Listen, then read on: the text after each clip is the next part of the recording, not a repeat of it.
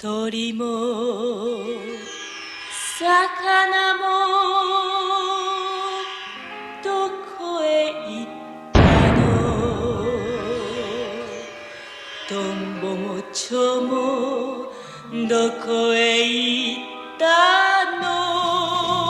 水銀コバルトカドミウム鉛硫酸ゴキシダンシアンマンガンバナジウムクロムカリウムストロンチウム汚れちまった海汚れちまった空生き物みんないなくなって野も山も黙っちまった地球の上に誰もいなけりゃ泣くこともできない返せ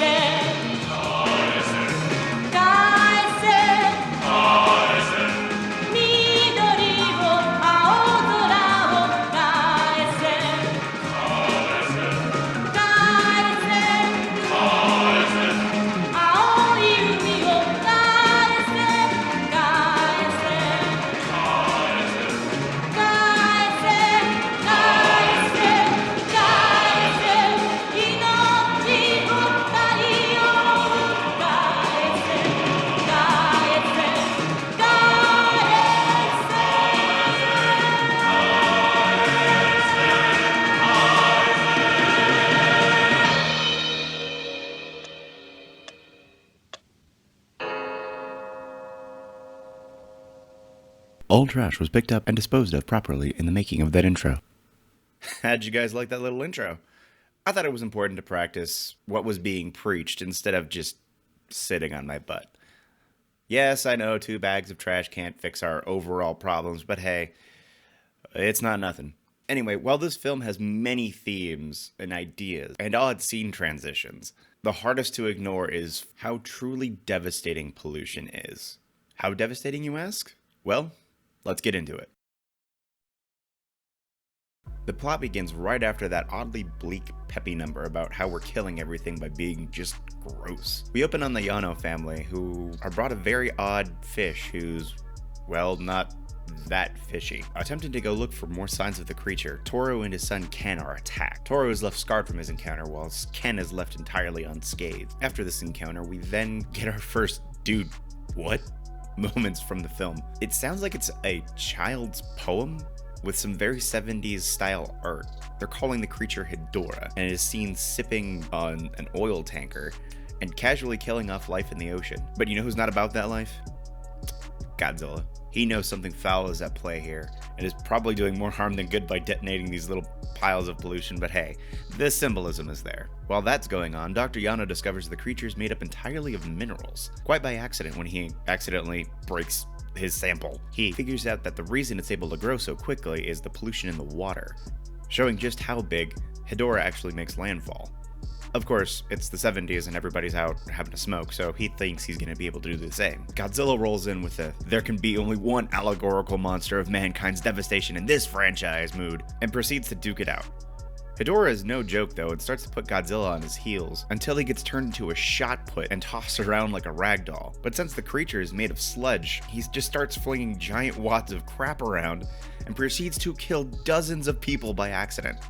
This is kind of crazy because for the first time in this franchise, we get a up-close look at death. At least in this particular gruesome manner. Going to his old faithful technique, the atomic breath, Godzilla lays into him. However, Hedorah does seem to be immune to it, bursting into a little bit of electricity and he's back on his feet. Perhaps sensing that the jig is up, Hedorah makes a run for the ocean. Thanks to Dr. Toro, we get an explanation that Hedorah naturally produces corrosive acid, which was the crap he was throwing at Godzilla. They then begin to theory craft, knowing that such a creature couldn't have originated from our planet. It must be the result of some sort of putrid meteor. Even after being told, hey, it's nasty, just stay home, we watch Ken and his... Honestly, who is this guy? Ken's brother? A neighbor kid? I honestly have no clue. They go to an amusement park, and whilst on a roller coaster, Ken claims to see Godzilla.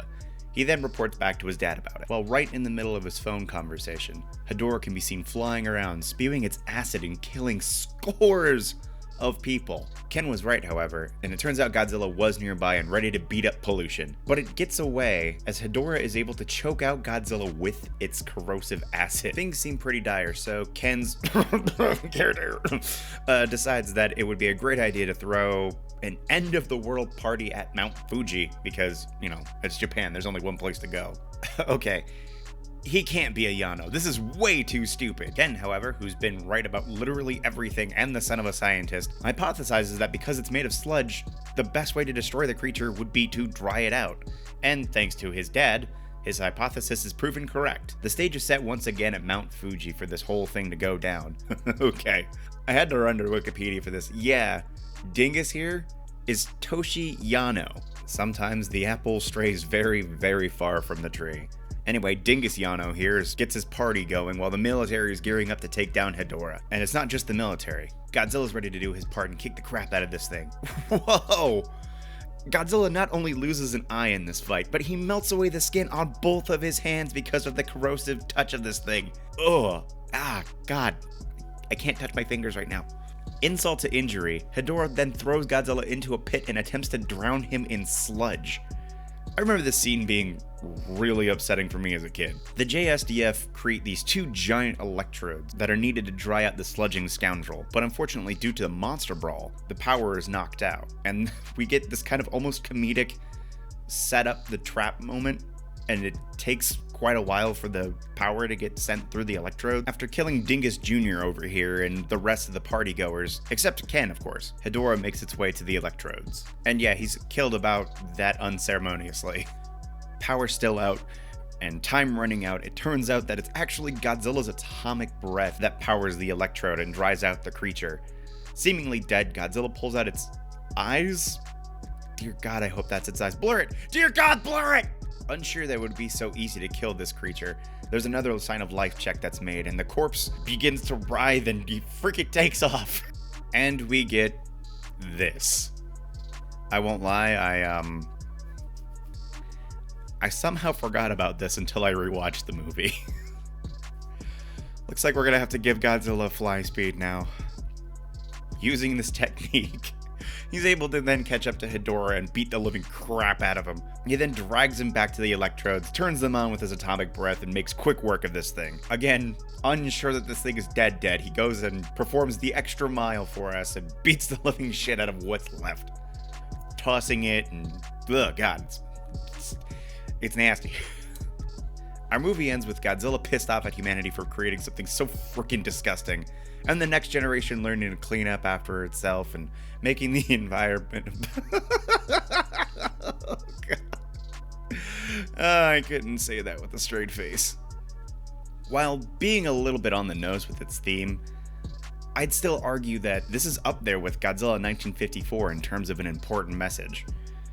I say this with no politics in mind, no nations, nothing. We're all stuck on this spinning rock together, and it's important we take care of it, or else we make something that might be even worse than anything we could have possibly imagined. So if you know of a safe place in your area that's kind of a dirty eyesore, go make Godzilla proud, clean it up, beaches, empty lots, do what you can.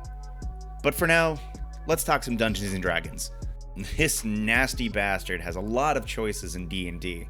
Black puddings come to mind, oozes, gelatinous cubes, but none of them hit the mark nearly as well as the Faceless Lord itself, the Demon Lord of Slime, Jubilex. Mordenkainen's Tome of Foes, page 150. This thing is one of the lords of the 9 layers of hell, and with its plethora of messing up your day, it's not hard to see why. Gargantuan? Yep. Siege? Dunzo. Actually, while looking outside of the stat block here, there's some fine text here that goes into how the world around the creature reacts. Most of these conditions fit. The water becomes putrid, things like that. With the exception of the madness portion, so we're gonna go ahead and get rid of madness. Another thing I really haven't talked about is lair actions. Big bads such as dragons, or in this case Lords of Hell, will oftentimes have affected the surrounding area to make your day just that much harder. And the fact that Jubilex making little mini-me's of itself and trudging through it is a punishing act will definitely stick. I also think we need to give it a flying speed of about 100 feet, let's say. But we're gonna give it a condition a little later. We can go right ahead and externate the communication. Ugh, this foul ability is certainly apt, I have to say. I actually think all of these abilities need to stay. Same with these attacks. This is likely something that could put Godzilla on the ropes. Easy. Considering the swath of death for anything under Hedorah while it's flying, I think we need to add a condition. We're going to call it Hedorah's flight. On its turn, Hedorah takes an action to change into a different form. Once in this form, it is able to fly on its next turn. Any creature, while under its fly, must succeed on a DC 21 saving throw or suffer 21d6 plus 7 acid damage on a failed save, or half as much on a success. Now there's only one thing left, this little laser thing it fires out of its good eye. With some flavoring on the DM's part, inflict wounds at 8th level might not be a terrible call. The reason I say this is because it inflicts 11d10 necrotic damage, which would explain why it uses it fairly frequently and it puts Godzilla down more than once. And I think with that pretty much covers everything for Hedorah. If there are any players that ever go up against this thing I've made here, I am so sorry. Oh, and as for Godzilla, much like Hedorah's conditions of flight, I think it's only fair that we give him to Godzilla. And since he's able to outpace Hedorah, we'll call it 120 feet with no additional damage for those underneath.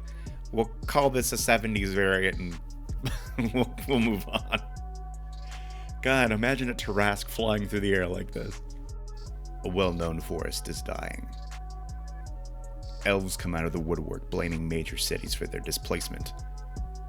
Dwarves come from their mountains claiming an all-encompassing sludge has halted all work, their ancient kilns sucked dry and eventually snuffed out. The party travels to the source of this issue and comes face to face with the corruption and waste that major cities like this one will pump out.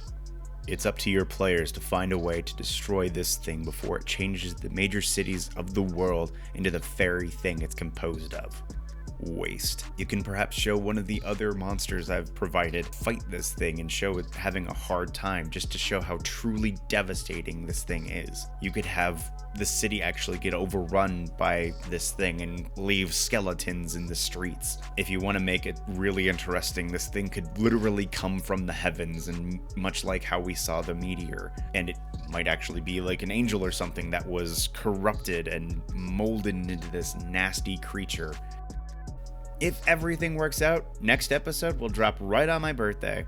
And what will we be covering for my birthday? Godzilla vs. Gigan. Thank you so much for watching, and be sure to take care of yourselves out there. Oh hey, and here's past me with something to say. Hey guys, that was Godzilla vs. Hedorah. What'd you guys think? Did you enjoy the show? I just wanted to take a quick moment to introduce the girlfriend. Hey, I'm Winter. I run Winter Hearts Emporium on YouTube. Go check it out. She does some great VR gaming stuff, and I do highly recommend you check it out. Thank you guys so much for watching. Make sure to like, comment, subscribe, because, you know, I cleaned a little bit of a park, so I deserve it, damn it. I will catch you next time. Thanks for watching.